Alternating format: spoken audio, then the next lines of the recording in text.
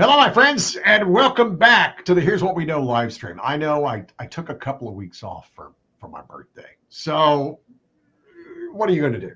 But I came back and I wanted to ask my friend Eric from Bison Junk to come on with me because, Eric, you and I talked about this. By the way, how are you doing? I'm doing well. I'm doing well. Thank you.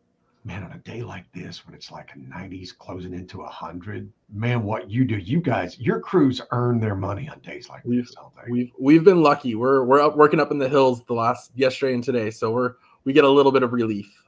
Can I ask you this because you do strenuous manual labor, Ira? Because that's what they do. What are some of the secrets? Just what are some of the tips? I mean, I just thought about this because listen, I sit in a room and talk to a stick, so I got no tips for you. But what are the tips that you guys try to do that you tell your crews when they go out?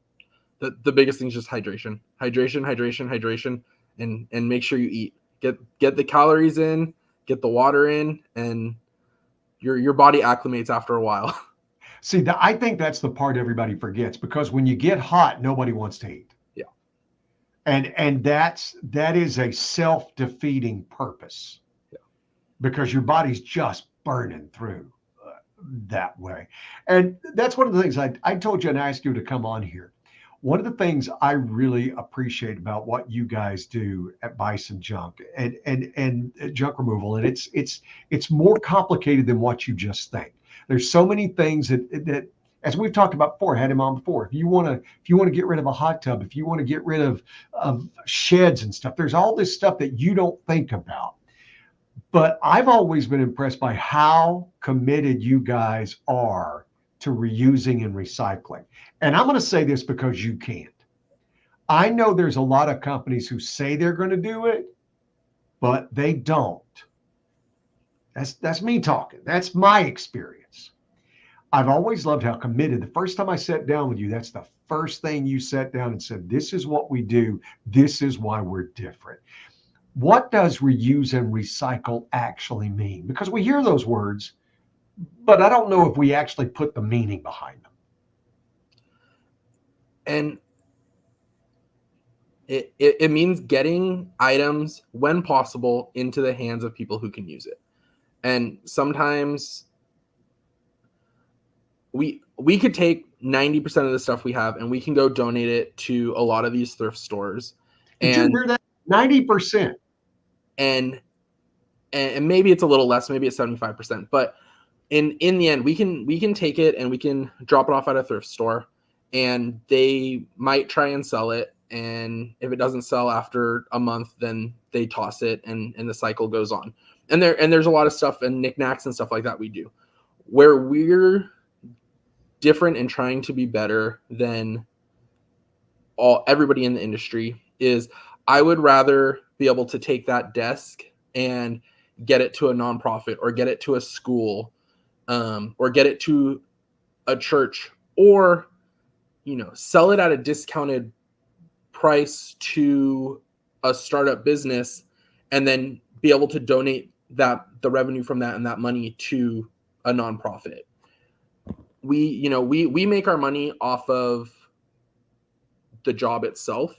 Mm-hmm. And so for us, it's more about taking these items and not just throwing them into the landfill, to the point that our truck has never been to the landfill. Our stuff that we haul ends up in the landfill, but it always, we pay extra to go through an extra step. So it's either going to a transfer station if there's not really recyclable material inside of it, where they're still going to sort out if there is any, or it's going to go to generally a construction demolition recycler, where they have the equipment to smash a desk and take the metal top off and shred the wood for mulch. Or, the filing cabinet, they'll recycle it. So for us to be true to what we want to do, even though a lot of our stuff does end up in the landfill, we always want to make sure that there is 1, 2, 3 extra steps before that to at least be able to remove what can be removed and reused. That's why you guys are so different, right? Because the truth of it is, and especially in certain service industries, and I'm not throwing a blanket over everybody, but I'm just saying in certain service industries, everybody's looking to cut corners. Everybody's looking to do the easiest, least amount of work to get the job done. And if we need to tell you, oh yeah, we do that. Yeah, yeah. It becomes something they just say. It's another thing for you to do it and for you to put it there and go, listen, you guys want to watch and see what we do. As you said, your truck's never been to a landfill because there's so many other steps that you guys do, right? And 75% of the stuff can be donated or recycled or reused.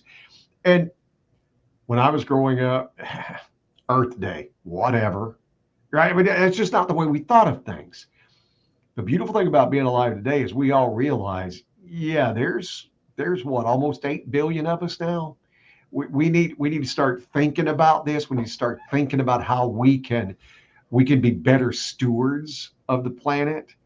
And as I said before, when I first sat down and talked with you, that was the first thing you brought up, that this is, because that's what I do when I sit down with people and I'm going to work with them. I'm like, what makes you different? What makes you, and you're passionate about, no, this is what we do. This is what we're committed to. And if you want to be a part of that, then take a look. And I also love that you're very local. You are a local business. You are not a, hey, you don't see national advertising for Bison No Junk. national. No. No. Yeah, not about as national as you get, but what you focus is here. You focus on this area, on people who are they're doing now, and it doesn't matter. There's everybody's dream. Everybody got a house where there's got something that needs to go. I mean, your house does, and you're in the business. You can imagine. Absolutely. Well, Did you go ahead? and I think it's more, for at least for me, it's more than just like we're yes, we want to do right by the environment. Yes, we want all that, but also right by the people who loved and cherished this stuff. And we do a lot of estate cleanouts where we either work with a professional organizer and they have us removing stuff, or we're working a lot of times when family is out of state. So they fly in for the weekend and they remove the items that are super, super sentimental to them, but they don't have the means of taking everything with them, or they have a full house already, so they can't take, and so these people have spent their life working for these items, and then for us to just take it and go dump it in the landfill, when they still have use and life in them, that they can be helping a group that needs stuff, or there's so many people and different ways that stuff can go to use, that if there's no point in it even going to the landfill, and out of respect for these people, and I'll give pianos as a really good example. And it's one that we struggle with, where if any junk removal company is telling you that they're donating a piano, 99% of the time it's a lie. We have to recycle them because everybody was told that pianos were this amazing investment, and it was an investment in your kids' dexterity and their ability for music and love for music, but financially it really wasn't an investment, and nobody wants them anymore. And they're heavy and they're dangerous for thrift stores and everyone to handle. You need a professional, because you're talking about something that's anywhere from 300 to 1,200 pounds. We've probably removed 80 or 90 pianos, and one of them has actually been accepted for donation, and it was a almost brand new baby grand piano. Every other one has been declined. But it's an item that people have so much love and respect for. And so our thing is, well, at least we can recycle it instead of it just getting thrown in the trash. And let's do it with some respect. There's a lot of companies that come in and they take a Sawzall and they start cutting it up in your living room. Mm-hmm. And if we absolutely had to, and maybe on a rare occasion, because there's just no other way to get it out, that's something that we would do. But let's show enough respect to this home that you've saved your whole life for, and respect for the items inside of it instead of just throwing it in a dumpster, essentially.